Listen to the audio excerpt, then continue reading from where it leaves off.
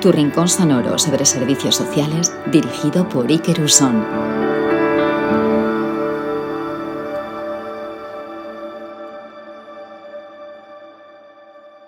Buenas tardes, buenos días María Rosa. La verdad que con esto del salto del océano, lo más importante es saludarte. ¿Qué tal? ¿Cómo estás? Muchas gracias. Gracias a ti por la invitación, muy contenta de compartir este espacio. Pues como todos tenemos agendas a veces complicadas y ocupadas, afortunadamente, no sé si eres de las que te pasa como a mí, que cuando no estamos ocupados pasamos a preocupados, aunque luego eso también se nos viene en contra. Me apetecía tirarme ya directamente a la piscina y poder preguntarte sobre cómo podríamos contar a la gente que escucha el podcast lo que supone la propuesta de aprendizaje-servicio. El aprendizaje y servicio solidario, y ahora después les voy a contar por qué agregamos esta palabra, podemos decir académicamente que es una propuesta pedagógica, ¿sí? Donde busca el protagonismo de los estudiantes en experiencias significativas de aprendizaje, trabajando a partir de resolver los problemas concretos que identifican en la comunidad. Diciéndolo más simple, es aprender haciendo, no encerrado en las aulas, sino saliendo a la comunidad, identificando los problemas reales que tiene la gente con la que viven alrededor y juntos tratar de encontrar las mejores soluciones que sirvan no solamente para resolver los problemas que identifican en la comunidad, sino para aprender mejor, aprender con sentido, aprender para quiénes y para qué. Un poco esa sería la respuesta sencilla.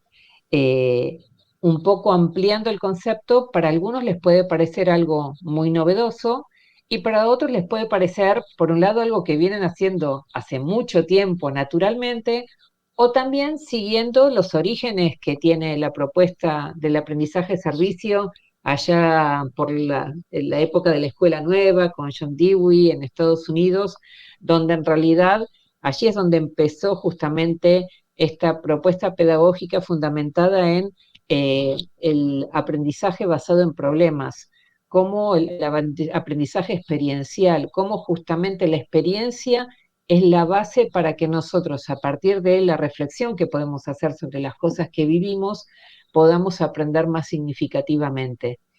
Entonces, para eso necesitamos que los estudiantes puedan participar en experiencias significativas y que cuenten con el acompañamiento de los docentes para justamente poder realmente identificar los aprendizajes de esas experiencias y se puedan planificar también esas actividades que tengan tanto objetivos, obviamente académicos, enmarcados en un currículum, en una planificación, pero que también tengan objetivos concretos de servicio en función de las necesidades que se identifican con la comunidad. Es un cambio de paradigma, es un cambio de salir del aula tradicional, de los estudiantes sentados junto a un docente en el frente, entre cuatro paredes, derribar los muros, ponerse en un trabajo en equipo para juntos salir a aprender también con la comunidad. Porque esta propuesta también replantea dónde está el conocimiento. El conocimiento no está solamente en el docente que se para frente al aula, no está solamente en los libros que indica el docente. El conocimiento a lo mejor puede estar en un referente comunitario, puede estar en un abuelo, puede estar en los niños que salen a recorrer la ciudad y ahí ven cosas que les llaman la atención y pueden proponer también propuestas de solución.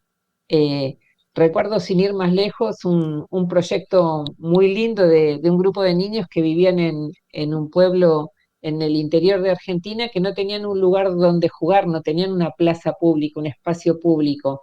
Jugaban en las veredas de sus casas, pero... Y bueno, y fueron ellos los que le escribieron una carta al intendente diciéndoles que ellos querían tener un lugar donde poder jugar. Eso implicó también identificar quién era el responsable de esa comunidad, como para que ellos también aprendieran desde pequeños quiénes eran los referentes de su comunidad, pudieran también ver cómo dirigirse, cómo elaborar un pedido, ¿sí?, ante las autoridades. Y bueno, y también el compromiso que ellos mismos asumieron después en el cuidado de la plaza, porque era la plaza que ellos habían conseguido y aprendieron a cómo cuidar las plantas y bueno, y todo lo que eso implica en cuanto al compartir y pensar los espacios de juego. Entonces, el aprendizaje de servicio también habla mucho de esto, ¿no? De el protagonismo que adquieren los estudiantes en las propuestas, de dar una respuesta concreta a la comunidad, pero también del aprendizaje que ellos necesitan para poder servir mejor. Necesito aprender más para poder tener más herramientas para solucionar estos problemas. Si yo no puedo escribir bien una carta, no voy a poder lograr el objetivo que yo estoy buscando. Si yo no sé a quién dirigirme, no voy a poder ejercer tampoco mis derechos ciudadanos. Entonces, entran en juego un montón de variables al enfrentar a los estudiantes con la realidad misma, con la vida misma que sabemos que es no solo sino multidisciplinaria.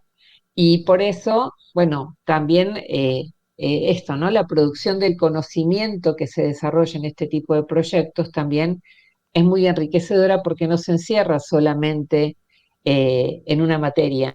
Promueve también el intercambio entre los docentes. Muchas veces vemos proyectos que empiezan con la iniciativa de un estudiante o de un docente, pero después en la conversación, qué interesante lo que están haciendo y cómo nos podemos sumar. Eh, Sin ir más lejos, recuerdo un proyecto de aprendizaje de servicio que tuve la suerte de participar, donde en realidad, por iniciativa de la docente de artes, empezamos a diseñar material didáctico, juegos para que los niños que están en el hospital pudieran entretenerse en las largas horas que pasaban solos allí. Y charlando con la profesora de informática, bueno, en vez de practicar cómo hacer una tabla en un procesador de textos, bueno, esa tabla podía convertirse en un memotest, en un juego para que llevarles a los niños. Entonces, mientras aprendían a utilizar diferentes herramientas informáticas, aprendían también a hacer juegos didácticos para los niños. Y después se sumó la profesora de historia diciendo, bueno, pero podemos ir a celebrar los actos escolares para que conozcan más sobre por qué se festejan determinadas fechas, incorporamos contenidos de historia. Y ahí se puede ir armando toda una red donde el conocimiento que los estudiantes adquieren se revaloriza, porque adquiere un doble sentido, no solamente para su propia formación como estudiantes, sino para poder, en este caso, acompañar a otros, brindarles entretenimiento, brindarles acompañamiento y brindarles también los conocimientos que pueden compartir con ellos. Entonces, bueno, en el medio se está generando toda esta red solidaria y por eso, particularmente desde CLAIS, que es el Centro Latinoamericano de Aprendizaje y Servicio Solidario, siempre queremos darle esta vuelta, ¿no? De la solidaridad, donde no es que yo voy a darte un servicio a vos, que sos el que necesitas, el pobrecito que no tenés y que estás esperando que venga alguien a darte lo que necesitas, sino que yo que tengo esto, pero que me falta también todo esto, que tengo que seguir aprendiendo, de repente me puedo encontrar con vos, de quien puedo aprender también un montón, y que juntos podemos tener una mirada más amplia para ver cuáles son las cuestiones a resolver y que juntos podemos pensar mejores soluciones. Entonces, yo puedo enseñarte algo, pero también puedo aprender algo de vos. Puedo darte algo y vos seguramente me vas a dar un montón.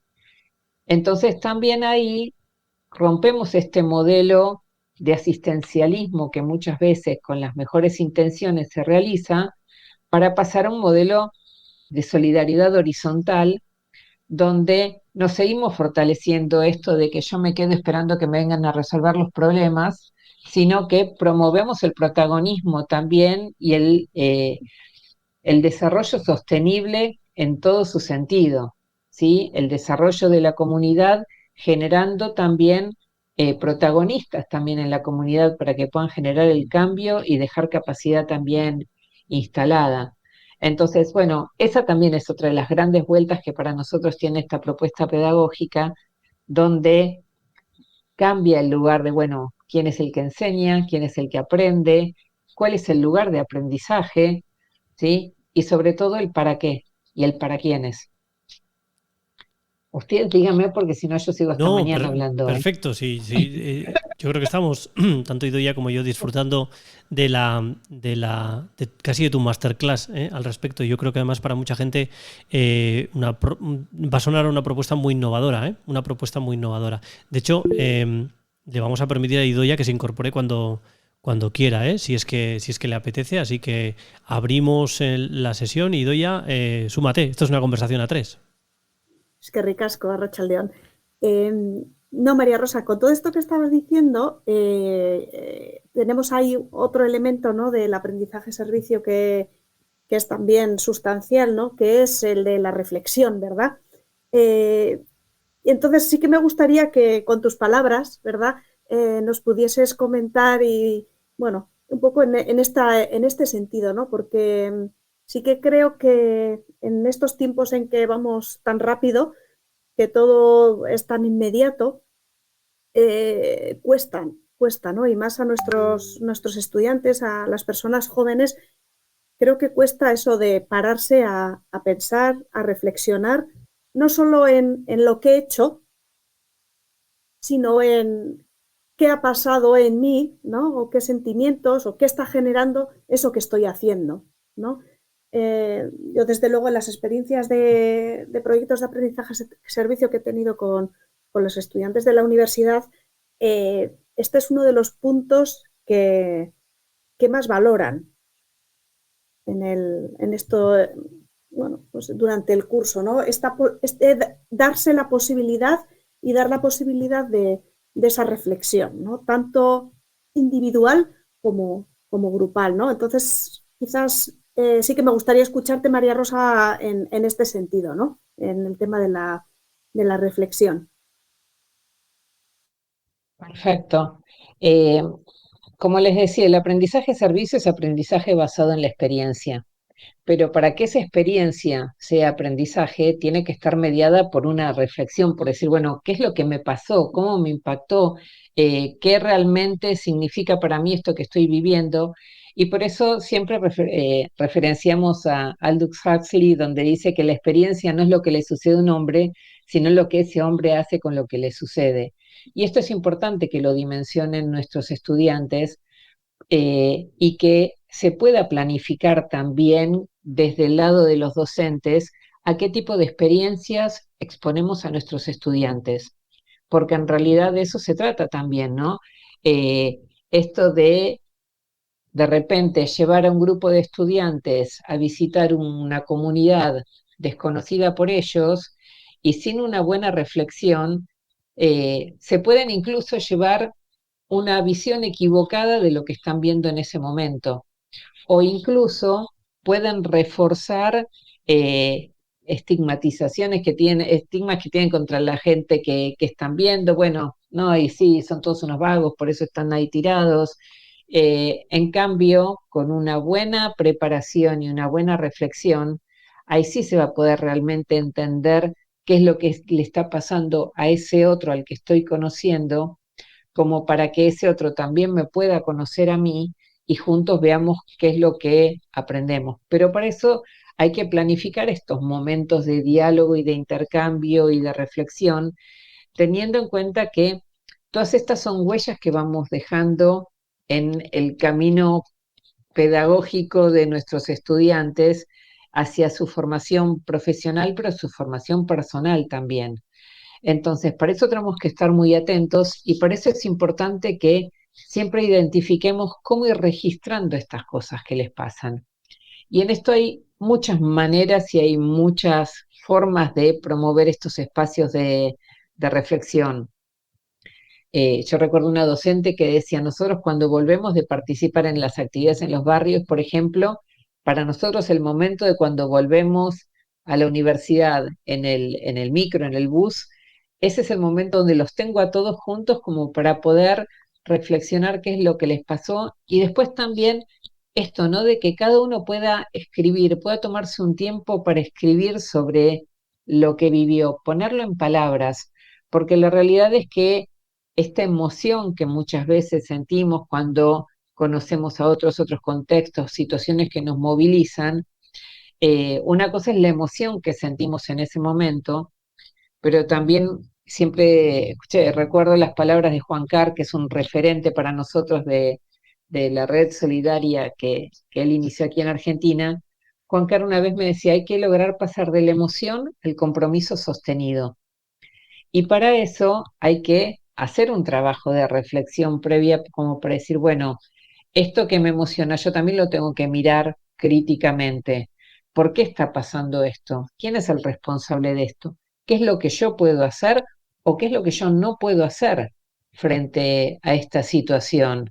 ¿Qué es lo que me queda a mí para más adelante? A veces es muy interesante ver cómo los caminos profesionales de muchos estudiantes se vieron modificados por este tipo de experiencias, porque al conocer determinadas realidades dijeron, no, no, yo no puedo no seguir trabajando con este tipo de comunidades, por más que quizás no sea lo que más me reditúe económicamente, pero esto me movió el piso y yo ahora no soy igual, no soy el mismo. Como a otros, no, otros incluso pueden decir, no, no, esto sí, muy lindo, pero me pueden interesar más otro tipo de cuestiones, que también es muy válido, pero creo que vale la pena o es importante que todos tengan la oportunidad de conocer otras experiencias que van más allá de la comodidad y el confort con el que muchas veces pueden vivir o de su núcleo cercano, porque si no, siempre van a tener una mirada muy parcial. Y sabemos que hoy vivimos en un mundo globalizado, con conflictos donde cada vez más nos atraviesan a todos, donde necesitamos poder entender cada vez más por qué desde contextos muy diversos a los nuestros, de repente nos cruzamos en nuestro mismo contexto y tenemos que lograr poder entendernos de por qué las personas están tomando estas decisiones. Y sin ese aprendizaje, sin esa empatía, sin ese conocimiento, ese diálogo, esto de salir del aula, es muy difícil que logren comprenderlo. Entonces, por eso sí es muy importante la reflexión que trae el aprendizaje-servicio en distintos niveles, ¿no? En cuanto a cómo me vinculo con el otro, ¿sí? Cómo reconozco a ese otro con toda su integridad como persona, eh, cómo me identifico con la comunidad en general, ¿sí? Cómo me identifico también con mis creencias, con mi fe. En algunos casos, muchos han dicho, bueno, a partir de este tipo de experiencias, y sí, yo me replanteé también sobre en quién realmente creía y por qué estaba haciendo estas cosas.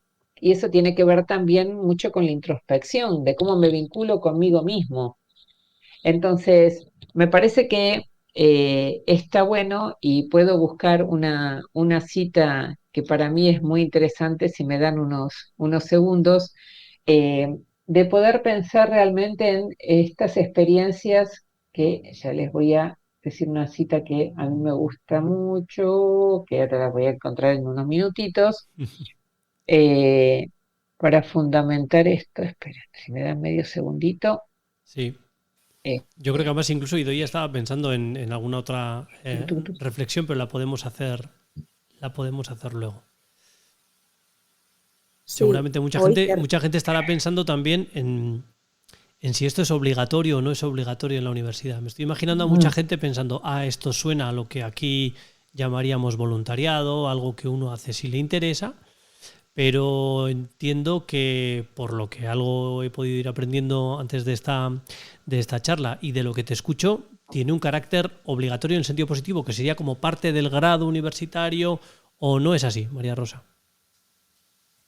Es muy interesante tu pregunta. En realidad, el aprendizaje-servicio, hay un gran debate acerca de si tiene que ser obligatorio o no el aprendizaje-servicio, porque sabemos que muchas veces en las instituciones educativas pasa como que ciertas pedagogías innovadoras, disruptivas y todos los nombres que se pueden poner, pasan a ocupar un lugar central donde a partir de ahora nos olvidamos de todo lo que venimos haciendo porque ahora hay que hacer esto otro, ¿sí? Y con el aprendizaje-servicio hay una atención justamente en esa línea de ¿tiene que ser obligatorio o no tiene que ser obligatorio? En realidad, nosotros lo vemos como no podemos dejar de darle la oportunidad a los estudiantes de que tengan un aprendizaje significativo, porque vemos lo que impacta en su formación personal, vemos lo que pueden hacer los estudiantes por sus comunidades, de cambiarles la dieta a una comunidad para que dejen de tener anemia, como tenían comunidades en la India, donde los estudiantes desde biología vieron el poder nutricional de los hongos y enseñaron a cultivarles hongos y recetas y todo para cambiarles la dieta y que puedan tener una mejor nutrición. O estudiantes de una escuela rural en La Puna, en la montaña en el norte de Argentina, aprendieron a cultivar en invernaderos y empezaron a tener verduras frescas y hortalizas en una zona totalmente árida. Entonces, cuando uno ve esas cosas, ¿cómo no promoverlo? Pero sí es importante esto de desde dónde, cómo. En realidad, si uno lo plantea como una propuesta pedagógica, eso tiene que ver más que nada en cómo capacitar a los docentes como para que puedan pensar este tipo de propuestas. Sin embargo, hay muchas instituciones que decidieron ponerlo como obligatorio porque lo consideran relevante para la formación integral de sus profesionales, ¿sí? Entonces, ahí es muy interesante ver desde dónde muchas veces entra como propuesta obligatoria, cuando, por ejemplo, en algunos lados, ya en algunas universidades, por ejemplo, había una fuerte tradición desde la extensión universitaria de venir desarrollando proyectos vinculados con la comunidad.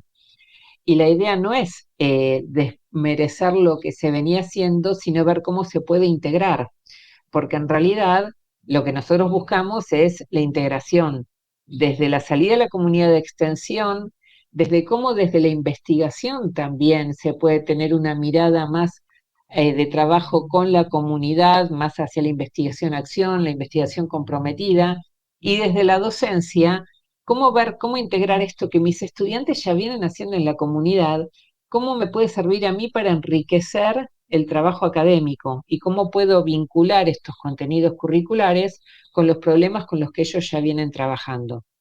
Entonces, es muy interesante cómo en general muchas universidades este tipo de propuestas que quizás tenían un fuerte componente desde la extensión o desde la pastoral también que venían trabajando, eh, se replantea como una propuesta integral en las universidades. En muchas universidades, bueno, como es el caso que puede ser de Deusto, la Católica de Chile y muchas otras universidades con las que nosotros venimos trabajando, uno ve cómo esto va muy ligado a la formación de los docentes, a las propuestas innovadoras que buscan articular entre los distintos pilares de la universidad para que esto tenga una permeabilidad más grande como valor desde el aprendizaje y desde el servicio concreto que brindan a la comunidad. Nosotros muchas veces trabajamos con la imagen de los cuadrantes, ¿sí? Para ver cómo se cruza el aprendizaje y el servicio. Y a veces vemos que hay excelentes proyectos de investigación, que los estudiantes salen a la comunidad, investigan, hacen cuestionarios, hacen trabajos de campo, escriben maravillosos papers que después van a la biblioteca o que les sirven para el currículum del equipo de investigación, pero que no vuelve esa información a la comunidad para que les ayude a resolver sus problemas. Entonces, ahí hay un gran valor desde lo académico, pero no hay un servicio concreto. Y por otro lado, muchas veces vemos que hay grandes actividades que se hacen con la comunidad frente a una necesidad imperiosa, como puede haber una inundación, un terremoto, donde trabajan muchísimo los estudiantes en esa comunidad, pero termina la emergencia y no nos volvemos a ver hasta que tengan algún otro desastre. Y no hay búsqueda de resolución de los problemas de base, de cómo construir, por ejemplo, viviendas más sustentables, más sólidas. Por otro lado, también sabemos que hay, y ahora nos vamos en el cuadrante A, compromisos más institucionales con un nivel de institucionalización de las experiencias de trabajo con la comunidad, como muchas veces hay grupos misioneros o proyectos institucionales que vienen trabajando en forma sostenida con las comunidades, haciendo un excelente trabajo de construcción de viviendas, de acompañamientos de todo tipo, pero que los estudiantes van ahí y eso que hacen no tiene nada que ver con lo que estudian. Podemos tener estudiantes de abogacía construyendo casas, ingenieros dando apoyo, estudiantes de ingeniería dando apoyo escolar, y así muy variado. Y entonces ahí, si bien hay un servicio de muy buena calidad y muy concreto, se pierde la riqueza de mejorar los aprendizajes específicos como lo que proponemos en el aprendizaje-servicio. Entonces, lo que nosotros buscamos es la integración de lo mejor de cada uno. Entonces, busquemos qué proyectos, por ejemplo, los estudiantes de abogacía, y pongo ejemplos muy concretos, como estamos viendo ahora en la Universidad Católica de Ucrania, donde frente a la guerra los estudiantes de abogacía están dando asistencia legal a las personas que los necesitan, a los veteranos de la guerra, a quienes sufrieron situaciones, están haciendo, por ejemplo, un relevamiento de evidencias de crímenes de guerra para compartirlo con organismos internacionales para que los apoyen en su causa. Estamos viendo estudiantes de comunicación, por ejemplo, detectando fake news de Rusia y produciendo contenidos para que el mundo sepa qué es lo que realmente está pasando en Ucrania. Y esos son ejemplos muy concretos de cómo frente a una necesidad tan acuciante, los estudiantes pueden involucrarse con las problemáticas actuales y poner al servicio los aprendizajes que están haciendo ahora, que también van a redundar en su futuro desarrollo profesional. Entonces, por eso cuando pensamos desde dónde, sin ninguna duda, los asiáticos de la Universidad de La Salle de Manila hablan del modelo Bibinka. Bibinka es una forma que ellos tienen de cocinar, donde el fuego no solamente está abajo, el fuego viene de abajo, viene de arriba y viene de los costados. Para que se pueda cocinar bien, se necesita el fuego de abajo, los docentes comprometidos, los estudiantes que quieren participar activamente frente a los problemas de la comunidad. Pero para que esto pase también se necesita el fuego de arriba, el apoyo institucional, el marco legal, administrativo, normativo, que habilite este tipo de prácticas, que haya un compromiso genuino de las autoridades. Pero también se necesita el fuego del costado, el fuego de la comunidad dispuesta a recibir estas propuestas para trabajar en conjunto. Y del otro lado también, de los equipos institucionales que ayuden a tender estos puentes con la comunidad, que brinden asesoramiento a los docentes y acompañamiento, para que realmente el fuego llegue de todos lados, para que realmente podamos cocinar muy bien juntos. Pues la verdad es que yo creo que nos vamos a quedar con esa imagen. No queríamos además abusar de tu tiempo. Nos estamos acercando a la media hora. Me parece que esa imagen nos va a ayudar muchísimo a que luego podamos seguir en la conversación con Idoia y que de ese Bibinka de Manila, contado por María Rosa desde Argentina, pues lo traigamos para Euskadi, que algo de fuegos creo que sabemos, pero también de aprendizaje y servicio, y esa parte la dejaremos para seguir conversando en lo que se hace, no solo, pero en este caso en concreto desde la Universidad de Deusto. Así que de verdad un beso y un abrazo muy grande desde Euskadi para ti y por haberte acercado al podcast. Eskerrik asko, muchas gracias. Estás escuchando La Última Red, tu podcast sobre servicios sociales con la colaboración de Errikide Ikastetxea.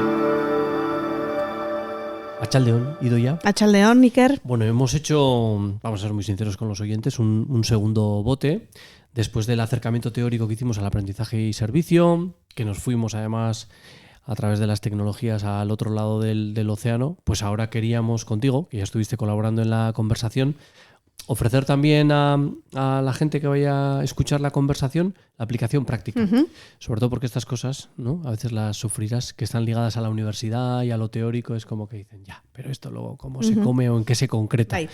Y el aprendizaje y servicios, si algo tenía del primer acercamiento que hemos hecho, es que está muy pegado a la práctica. Entonces, nada, eskerrik asko, Idoia, queríamos conocer contigo, en el caso de la Universidad de Deusto, pues por ejemplo, ¿esto cuándo empezó? Si nos tuviésemos que ir en el tiempo, ¿a qué fecha nos estaríamos yendo? ¿En qué momento? Pues mira, en la Universidad de Deusto llevamos años, de alguna manera vinculados a a esta metodología. Hay quien dice que es más que una metodología, hay quien dice que es una filosofía incluso, ¿no? de cómo entender la educación y cómo entender, en este caso, podríamos decir, el papel de la universidad en la sociedad, ¿no? Uh-huh. Con ese papel o ese salir de la propia universidad y esa mirada pues, al entorno, ¿vale? Entonces, nos podemos remontar hasta el curso 2002-2003. Vale, o sea que vamos casi para 20 años. Efectivamente. Que ahí se empezó en una asignatura de lo que entonces era la licenciatura de psicología. Hoy hablamos de grados.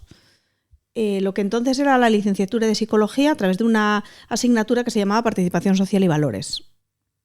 Como he dicho, curso 2002-2003. Posteriormente se incorpora también a las licenciaturas de Pedagogía y la Diplomatura de Educación Social. Uh-huh.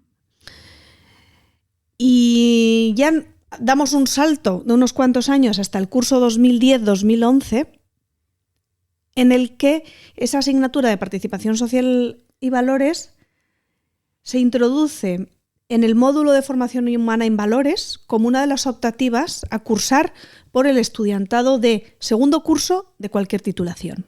O sea que el salto ahí es importante. Sí. Empezar de una sola licenciatura a todas ya es un salto, o sea, es una apuesta de la universidad, sí. Vamos a tope con esto. Efectivamente, porque se entiende que esta metodología efectivamente va muy ligada o tiene mucho que ver con la formación en valores. Claro. Hay un pool de optativas entre las que las estudiantes eligen, uh-huh. Y una de ellas es esta, que sigue manteniendo ese nombre de Participación Social y Valores hasta hoy, hasta el día de hoy, y bueno, pues en el que los estudiantes lo que hacen es salir del aula. Yo creo que esta es una de los puntos ¿Se les dice clave. ¿Que se llama o que la metodología es aprendizaje y servicio? ¿En algún momento se quedan con el concepto? Pero se presenta la asignatura y se explica en qué consiste. Y como en tantas cosas, en esto también funciona el boca a boca. Uh-huh. ¿Sí? De estudiantes de otros cursos que han cursado la asignatura, que han tenido experiencias con diferentes colectivos, en diferentes asociaciones, no solo de Donosti, sino del entorno, incluso de otros, sí, de Guipúzcoa en general. Bueno, y de Vizcaya, no nos vamos a olvidar, porque en el campus de Bilbao, claro, eso es. ¿Dónde empezó? ¿Empezó aquí? ¿Empezó en el campus de Vizcaya? Empezó simultáneamente en los dos campus. Eso es porque campus que tiene la universidad. Sí, fue una apuesta de la universidad y una apuesta académica, que el currículum lógicamente es igual en los dos campus. Entonces, por volumen, en el campus de Bilbao, claro. Durante cada curso se matriculan más estudiantes. O sea que llevamos más de 20 años y por tanto unas cuantas generaciones de alumnos y alumnas que han pasado. Sí, podemos decir que además en esta modalidad en la que se introduce al módulo de formación humana en valores, hay un elemento que los tutores y tutoras de esta asignatura, entre las que me incluyo, valoramos muy positivamente, que es la interdisciplinariedad. Es decir, los alumnos son de cualquier grado. Sí, para que nos entendamos, para que le quede el concepto un poco raro, que son varias disciplinas y por Eso tanto es. Que cuando un alumno o alumna elige esa optativa, se encuentran con que él está estudiando administración de empresas, pero hay alguien que está haciendo trabajo en su momento social, turismo, ahora trabajo social, comunicación, derecho. Que ese ya es un elemento de valor, ¿no? Eso es, totalmente. Porque lo demás a lo largo, salvo en la cafetería no se ven, ¿no? No, a no ser que se junten, voy a hacer publicidad también, sí. En alguna de las actividades que promovemos desde Deusto Campus, desde el Servicio de Actividades Extraacadémicas, en las que a través de las actividades de teatro, deporte, voluntariado, etcétera, pero formaciones. Además, propiamente en la universidad, cuando uno se matricula, continuamente ves siempre a los mismos, no te juntas con otros. Eso es. Y también empezamos, creo yo, con ese mismo hecho, rompiendo también prejuicios y estereotipos respecto a las personas que están cursando otros grados. Porque los tenemos. Porque los tenemos y los tienen. Sí. ¿No? Es que estos de esta carrera son de esta manera, son de otra. Eso es.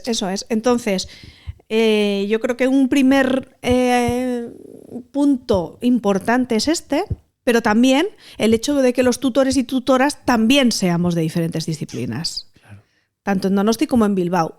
Estamos, en nuestro caso, en el campus de San Sebastián, estamos 2 personas de ADE, de la Deusto Business School, 2 personas de Ciencias Sociales y Humanas, una de Comunicación y una de Trabajo Social, y yo que me dedico a la gestión o a lo que llamamos en la universidad el PAS, ¿no? Personal de Administración y Servicios. Ok.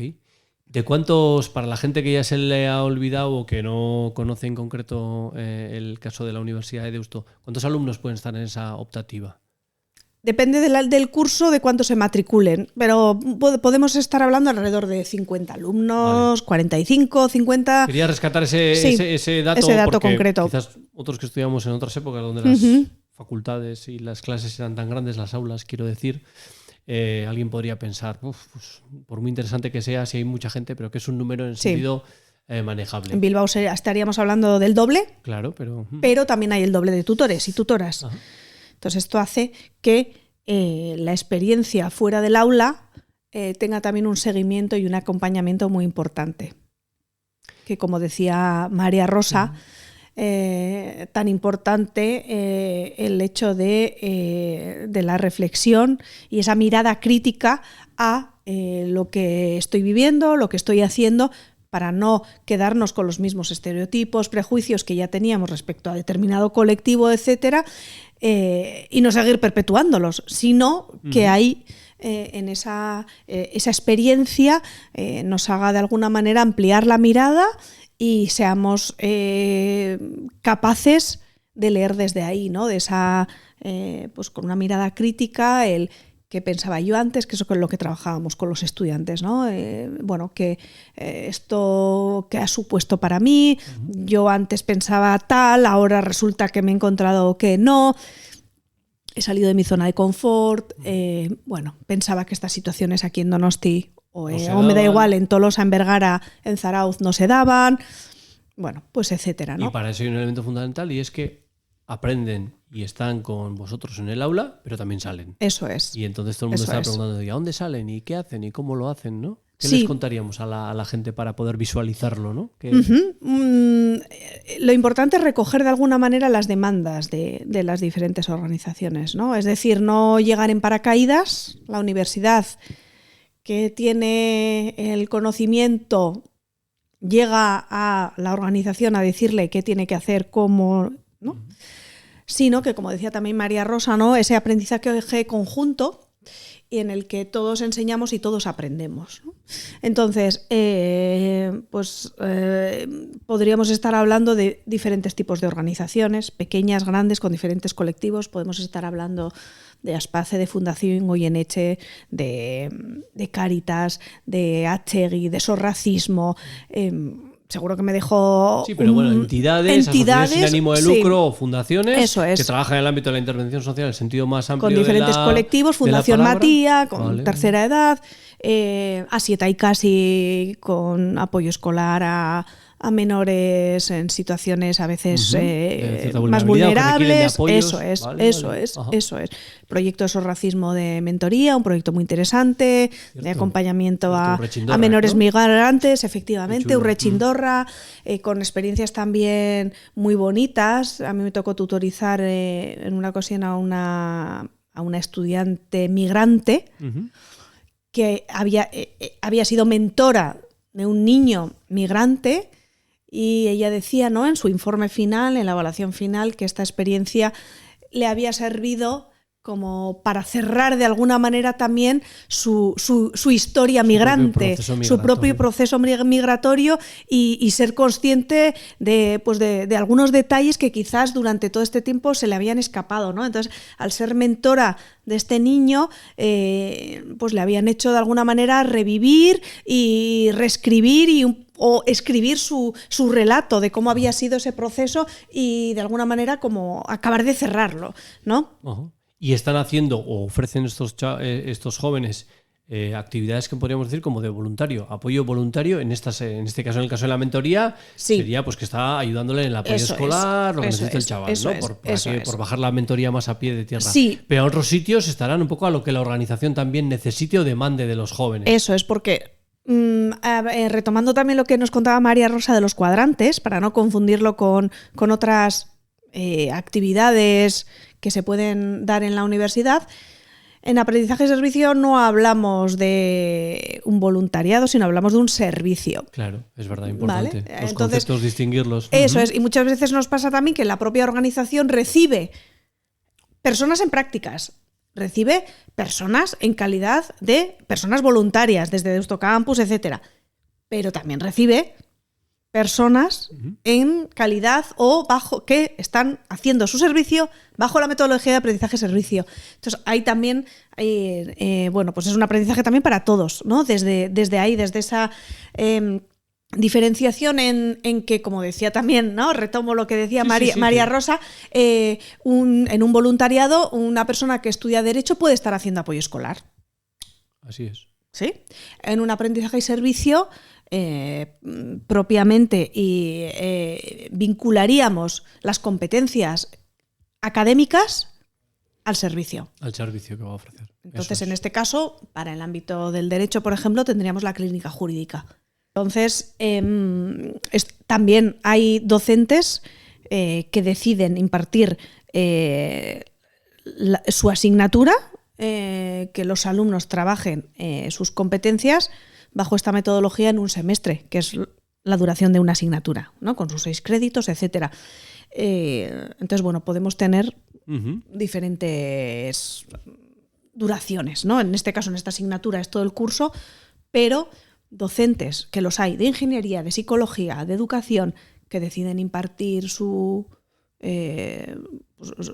programa, su contenido, bajo esta metodología, ¿no? Aquí tenemos pues diferentes también casos y ejemplos, ¿no? Por ejemplo, profesor del grado de educación primaria y fisioterapia que decide para trabajar la asignatura de expresión corporal y en lugar de que el trabajo sea un trabajo teórico en el papel y que se quede ahí, decide contactar con Aspace y los estudiantes crean una clase o una sesión especial para esos, que es lo que van a tener que hacer después. Sí, que está muy vinculado a la práctica profesional al final, ¿no? Que es muy profesionalizante el también hacerlo así. ¿Qué éxito tiene la asignatura? ¿Se apuntan, no se apuntan? ¿Qué sensación tenéis? Después de 20 años entiendo que ha pasado mucha gente y por eso se mantiene, ¿no? Sí. Cuesta, porque sí que es verdad que es más trabajo. Es más trabajo, no solo para el estudiante, sino también para el docente. Porque necesitas más tiempo para contactar con la organización, con el colectivo, ver cuál es la demanda, etcétera, los desplazamientos, compatibilizar horarios. Son muchas cuestiones prácticas que hay que resolver. Que si tú estás en el aula, pues no tienes que hacerlas. No tienes que hacerlas. Das una clase magistral o un trabajo por grupos, etcétera. Eso es, y el estudiante lo mismo, pero sí que es verdad que las evaluaciones que les pasamos a final de curso, normalmente la valoración es muy positiva. El comentario, un comentario bastante habitual suele ser, y todo el alumnado de la universidad tendría que pasar por esta asignatura o por lo menos tener una experiencia de este tipo durante la carrera, ¿no? Que es la mejor manera de, ¿no? Cuando las empresas preguntan, ¿no? ¿Usted ¿no? ofrecería o repetiría? Repetiría, ¿no? Eso o sea, es, que en este caso le están dando muchas estrellas, ¿no? Sí. al servicio que ofrecen. ¿Y por qué crees que es? Eso te iba a preguntar. Porque al final el estudiantado quiere experiencias. Quiere vivir la experiencia, ¿no? Y sobre todo cuando está vinculada con, pues eso, con su disciplina, con su formación, el futuro, lo que quiere. Eso les hace también de alguna manera como ir enfocando o ir aterrizando quizás su vocación posterior, ¿no? O decir, pues yo me veo aquí, o yo una vez de que he hecho esto, quiero seguir por aquí, ¿no? Y tenemos casos también de gente graduada en ADE que luego ha decidido buscar una salida que igual no era la inicial, original con la que vino. Efectivamente. Efectivamente, que en O sea, lugar que es un de... servicio a la comunidad propiamente, pero luego también hay un servicio... Hay un retorno también, un ¿no? De retorno. alguna manera de crecimiento personal, desarrollo de la capacidad crítica, como decía antes, ¿no? Y sobre todo que yo creo que la clave está, que también lo dijo María Rosa, y lo decimos siempre en aprendizaje de servicio, que sean experiencias significativas, con sentido.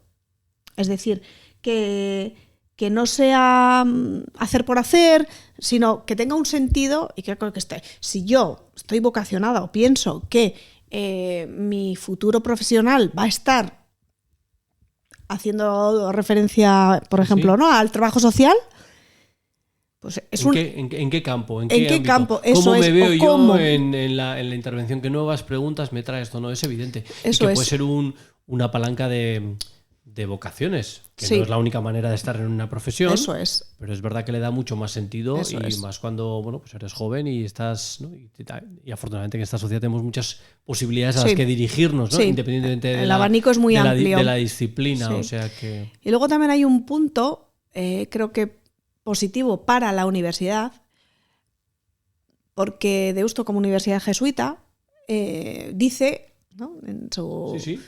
que tiene que trabajar una serie de competencias. Una serie de competencias como el espíritu crítico, el sentido ético, el trabajo en equipo, o incluso en algunas competencias más específicas puedes llegar a leer en algunos programas de asignaturas la compasión, por ejemplo. Sí. ¿No? Claro, como me decía un profesor, ¿no? de la DBS, ¿cómo trabajas la compasión en el aula?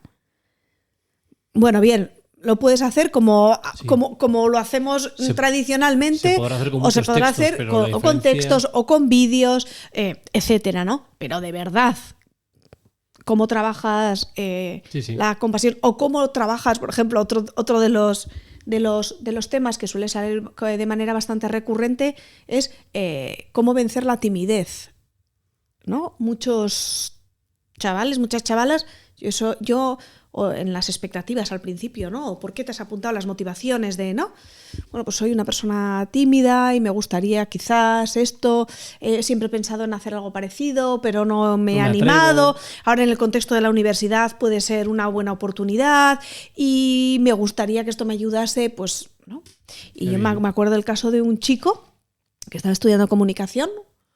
Empezamos, como he dicho, en septiembre, de septiembre a junio.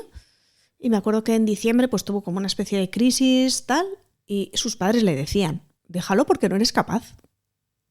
Déjalo. Aparte de va a ser más cómodo, te vas a quitar esta preocupación, etcétera. De alguna manera, déjalo porque tampoco creían sus propios padres que iba a ser capaz. O sea, pues no te puedes imaginar el informe final de este chico cuando pasó y he sido capaz. He sido capaz. Era una persona súper tímida, tal. He sido capaz de hacer un proceso de cómo me he comunicado, cómo he sabido defenderme, etcétera, ¿no? Entonces, si eso no es una formación integral, sí, es verdad. ¿no? Más allá de, por supuesto, de ese sentido ético, de la mirada crítica, de que nuestros estudiantes puedan hacer un aporte, ¿verdad?, a la sociedad para trabajar por construir un mundo más solidario, más justo, etcétera. Esa formación integral, pues a través del aprendizaje servicio, bueno, la Universidad de Deusto ha hecho su apuesta, ¿no? Como vehículo o como manera de concretar esa misión, el para qué, ¿no?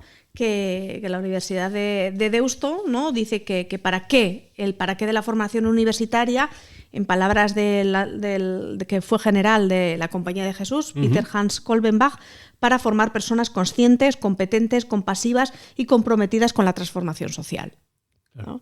Entonces, pues muchas veces el aula pues se queda corta, o se queda escasa, o no nos da las posibilidades que nos puede dar una metodología así. Ajá. O hay aulas más grandes, ¿no?, que serían las de las diferentes realidades a las que se pueden acercar, otros rostros que no sean solo los de los profesores. Eso es. Quería terminar con eso, Idoia. Sí. Para ti como docente, como profesora, Esto también creo que es una experiencia significativa, ¿no? Yo creo que esto os marca, percibo. Bueno, evidentemente te he invitado porque sabía que, ¿no?, que estás muy comprometida con esto, pero quería, como tanto en tu caso como en el que puedes ver de otros docentes, si esto no también no marca un antes y un después a la hora de entender tu rol y tu manera de estar, incluso en visión personal como docente. Sí, yo creo que la posición o la forma, ¿sí?, de relacionarte, de estar con el estudiante, de estar al lado, es diferente. Es diferente. Y de alguna manera es egoístamente, pues es satisfactorio. Es ¿sí?, el acompañar a esas personas que se están formando en ese proceso, y sobre todo porque bajo el paraguas de esta asignatura, por ejemplo, los momentos de reflexión son importantes, tanto a nivel individual como a nivel grupal. Y en ese grupal, que como decíamos antes, se juntan estudiantes de diferentes grados, el escucharnos, el provocar preguntas, son espacios, creo que privilegiados en el día a día de trabajo, examen, cafetería. Sí. Son espacios de alguna manera un poco oasis que nos permiten ir mirando nuestro paso por la universidad o por esta experiencia concreta de otra manera, ¿no? Yo le decía hace 2 o 3 años, tuve un grupo entero de chicas de comunicación que hablaban muchísimo. Hay otros grupos, depende del curso, ¿verdad?, que igual estas no callaban. Y en el informe final les hacemos la devolución de manera individual y le preguntaba, ¿no?, ¿tú crees que esta experiencia hubiese sido igual sin los momentos de reflexión que hemos tenido? Y ella me decía, no, para nada. No hubiese sido igual para nada.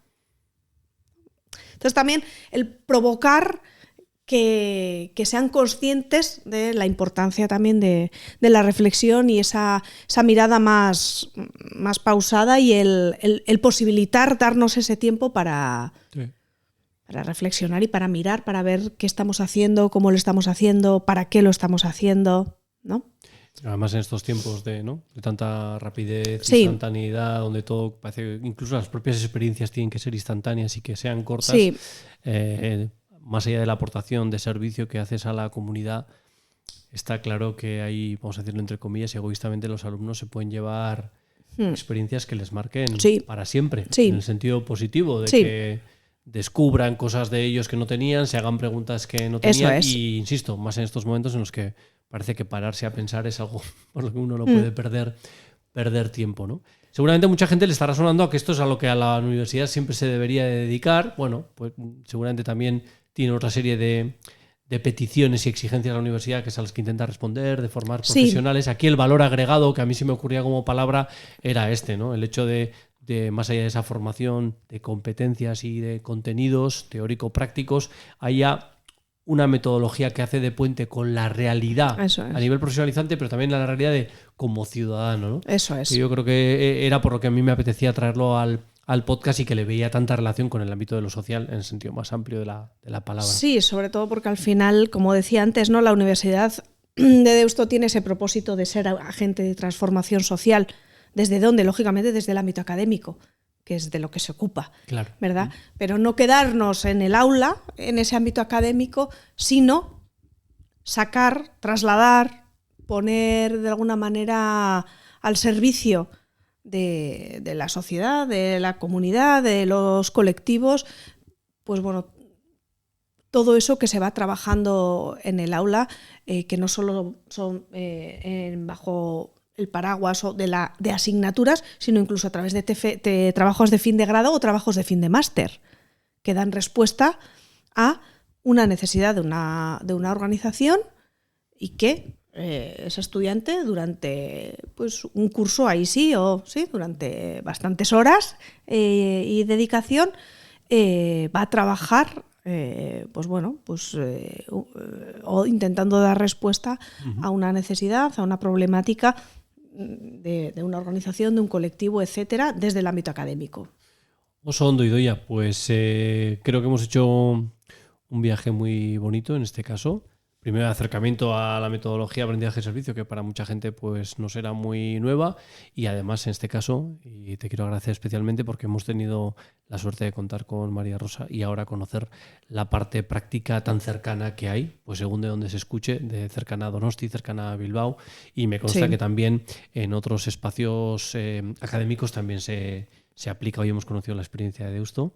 Idoia, mila esker por compartirnos esta experiencia y también tu mirada. Y ahí dejamos para que la gente, los que estén escuchando, clase en clave de alumno o en clave de aitas y amas, que sepan que estas posibilidades existen, porque yo creo que a veces se desconoce que en la universidad también existe esta posibilidad. Eskerrik asko, Idoia. Eskerrik asko zuri.